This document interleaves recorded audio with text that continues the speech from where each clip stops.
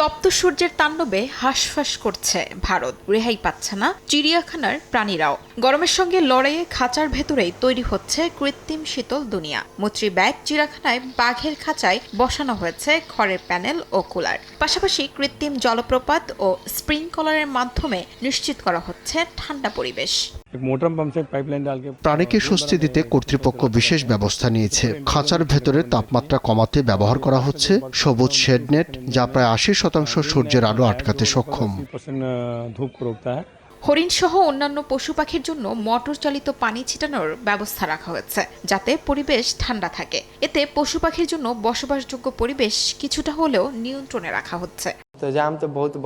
প্রাণীর জন্য ব্যবস্থাগুলো সত্যিই ভালো। যেখানে প্রয়োজন সেখানে ফ্যান ও এয়ার কন্ডিশনার রয়েছে। চিড়িয়াখানা কর্তৃপক্ষ ভালো কাজ করেছে।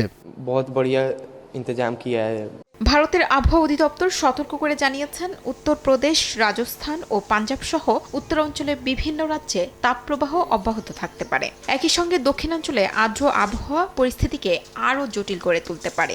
এই প্রেক্ষাপটে প্রাণী সুরক্ষায় এমন উদ্যোগ আরও বাড়ানোর প্রয়োজন বলে মনে করছেন বিশেষজ্ঞরা। শিউলি রোজা, সময় সংবাদ।